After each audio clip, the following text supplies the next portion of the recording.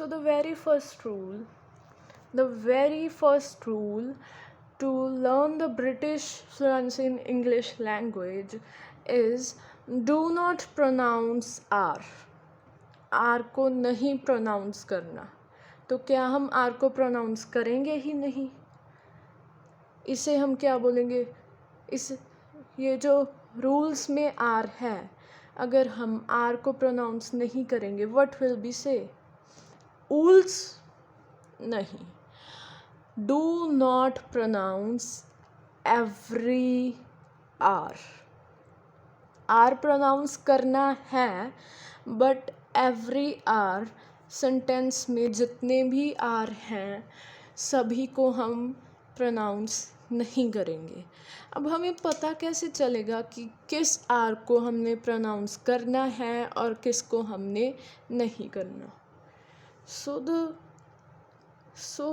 this is the key which will help you people. R followed by vowels, जिसे हम native language में vowels भी बोलते हैं. जो R है फॉलो किसको करता है? वॉवल्स. A-E-I-O-U.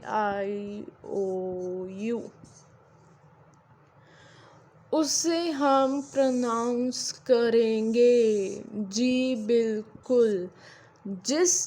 जो R के पीछे वॉवल लग गया R के पीछे, वी विल प्रोनाउंस इट.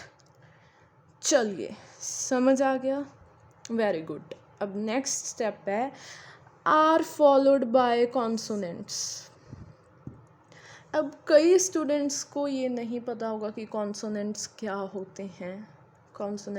होते हैं. Don't worry, I will tell you. इन 5 वॉवल्स को छोड़कर जो 21 लेफ्ट अल्फ़ाबेट्स होते हैं, दोज आर योर कॉन्सोनेंट्स. वो क्या होते हैं? कॉन्सोनेंट्स. अब जो R कॉन्सोनेंट्स को फॉलो करता है शुड नॉट बी प्रोनाउंस्ड. क्या सुना? जो R कॉन्सोनेंट्स को फॉलो करता है शुड नॉट बी प्रोनाउंस्ड. जी बिल्कुल. चलिए, वील टेक सम एग्जाम्पल्स. हम थोड़ी सी एग्जाम्पल्स के साथ इसे समझते हैं. तो पहले हम कोई ऐसा वर्ड देखते हैं जिसके पीछे वॉल हो. सो वो रूल याद है हमें, should be pronounced.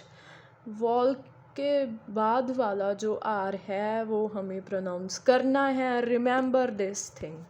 So for example,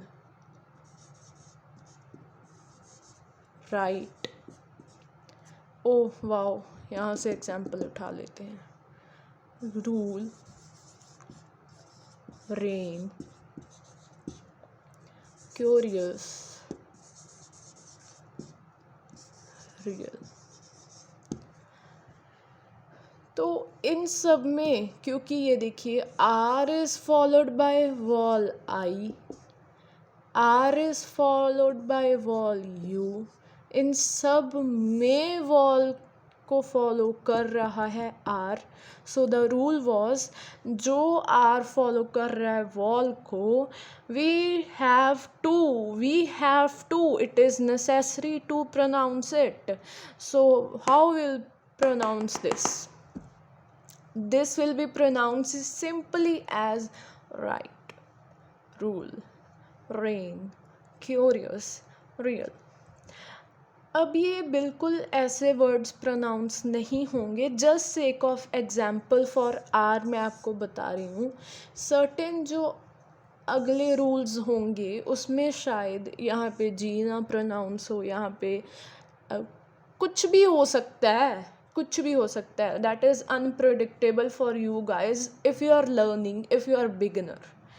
so right हो गया, रूल हो गया. अब इसको मैं एक सेंटेंस की एग्जाम्पल के साथ समझा देती हूँ. जैसे I should take this example, ये आर फॉलोड बाय वॉल हो गया ना.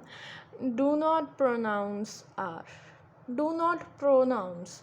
प्रोनाउंस वहाँ पे आर साउंड है ना. Yes, we have to take it. एक और रूल या फैक्ट कह सकते हैं आप, ये तो बिल्कुल रट लीजिए कि British fluency is rhotic in nature.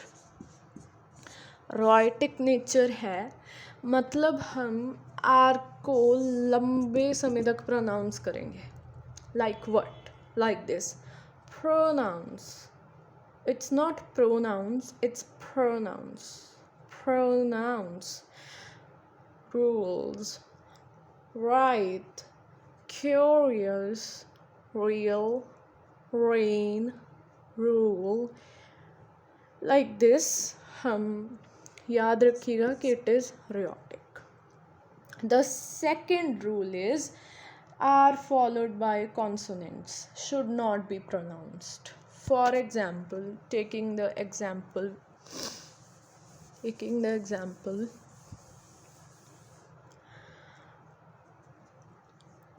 work,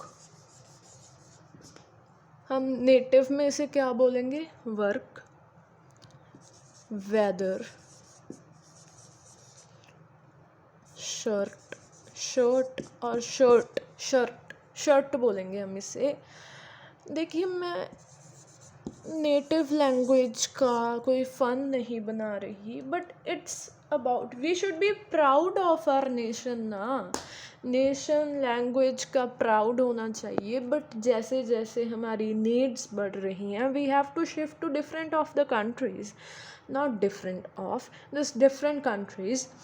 so we have to cope up with their standards. उनके स्टैंडर्ड्स के साथ हमें कोप अप करना होगा. सो ये हैं सारे कॉन्सोनेंट्स. के कॉन्सोनेंट है यहाँ पे. वेदर, इसके बाद कुछ नहीं है, मतलब ये भी हम नहीं प्रोनाउंस करेंगे. T consonant and Y consonant. So how will pronounce it? So will pronounce it like work. Like work, not like work.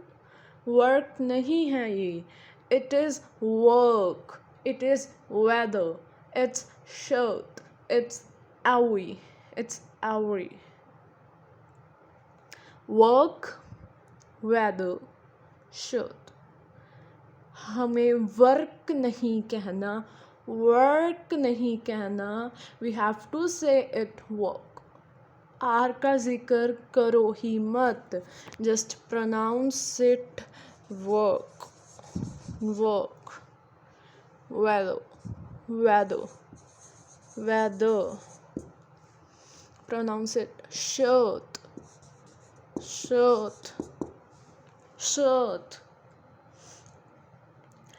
So let's take an example. I am having an urgent work. As in native language हम क्या बोलेंगे? I am having an urgent work. Also the weather is not well, so I have to leave. Native language में क्या बोलेंगे?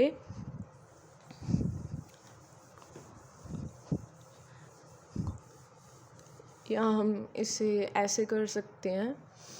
Example है ये.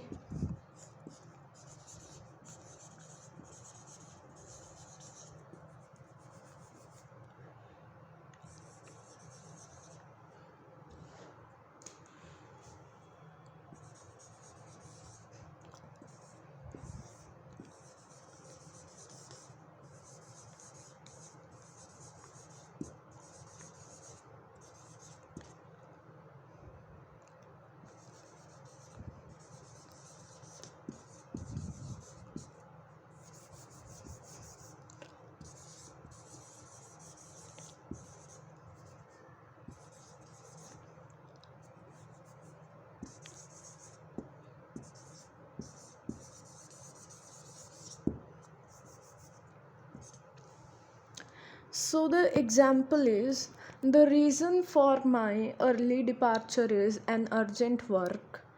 and ill weather. This is the native pronunciation, that is, the reason for my early departure is an urgent work and ill weather. Now, in British fluency, what we have to do is the reason for my early departure is an urgent work and ill weather.